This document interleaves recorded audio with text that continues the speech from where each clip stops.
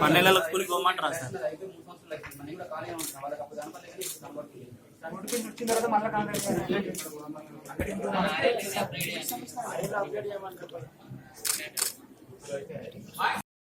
ధర్నా చేయడం జరుగుతుంది. ఈ ధర్నా గురించి ఆల్రెడీ సోషల్ మీడియాలో ఒక ప్రశ్నార్థకంగా మారింది. ఎందుకు అని అంటే మేము చేసే స్ట్రైక్ దేనికోసం, రూరల్ పీపుల్ కి, పూర్ పీపుల్ కి సేవ చేయాలనే ఒక ఇంటెన్షన్ తోటి మేము చేస్తున్నాం. అందరూ మమ్మల్ని ఎందుకు పట్టించుకోవట్లేదు, ఈవెన్ మాకు యూనివర్సిటీ కూడా ఎందుకు సపోర్ట్ చేయట్లేదు? దాని గురించి ఈ రోజు మేము తీసుకున్న నిర్ణయం ఏమిటంటే, మాకు ఉద్యోగాలు లేనప్పుడు చదువులు మాకొద్దు, మేము ఈ చదువు కంప్లీట్ చేసి క్వశ్చన్ మార్క్ పెట్టుకుని బయటికి పోయి మేము ఏం చేయాలి? యూనివర్సిటీలో ఒక పెద్ద ప్రొఫెషనల్ యూనివర్సిటీలో చదువుకుంటున్నామన్న పేరే కానీ బయటకు వెళ్ళాక మేము భిక్ష పడుకోవడానికి కూడా మాకు అక్కడ పరిస్థితులు అది కూడా లేదు. ఎందుకంటే ఎంతో మంది ఇంజనీరింగ్ చదివి కూడా ఫైల్స్ పెట్టుకుని బయటనే తిరుగుతున్నారు. మేము అలా మారకూడదని అనుకుంటున్నాం. ఎందుకంటే కేసీఆర్ గవర్నమెంట్ వచ్చాక మేము వెటర్నరీ, అగ్రికల్చర్ అన్నింటినీ డెవలప్ చేస్తున్నాం అని చెప్పేసి చెప్తుంది. అదే డెవలప్మెంట్ మరి మా డిపార్ట్మెంట్ కి చూపించండి. మొన్న జీవో పాస్ చేశారు, జీవో నెంబర్ 5. దాంట్లో ఏమన్నారు, 101 క్లియర్ వేకెన్సీస్ అన్నారు.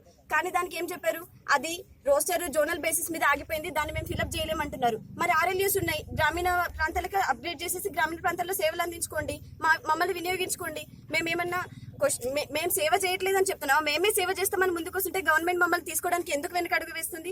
దీని మీద స్పందించి కేసీఆర్ గారు తొందరగా నిర్ణయం తీసుకోవాలని కోరుకుంటున్నాం. అండ్ ఈ రోజు తీసుకున్న ఈ నిర్ణయం ఎందుకు అనంటే, మమ్మల్ని ఎవరైతే క్వశ్చన్ చేసి మీరు ఎందుకు చేస్తున్నారు అని అడిగే వాళ్ళకి ఇదొకటి. ఉద్యోగం లేనప్పుడు చదువు మాకొద్దు, ఇదే మా స్టేట్మెంట్.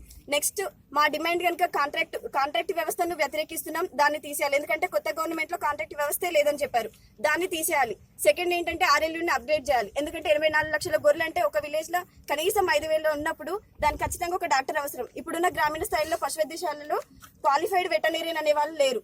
అదే క్వాలిఫైడ్ వెటర్నరీన్ ఉంటే వాటికి ట్రీట్మెంట్ సంబంధించిన ఆస్పెక్ట్ లో కరెక్ట్ గా అనిమల్స్ కి న్యాయం జరుగుతుందని చెప్పేసి మేము కోరుకుంటున్నాం. ఇది కనుక ఇప్పుడు ఈ రోజు తీసుకున్న మేము నిర్ణయాన్ని ఎవరు మాకు సపోర్ట్ గా నిలిచి చేయకపోతే రేపటి నుంచి జరిగేటటువంటి స్ట్రైక్ లో ఇంకా గందరగోళం సృష్టిస్తామని మేము అందరం తెలియజేసుకున్నాం.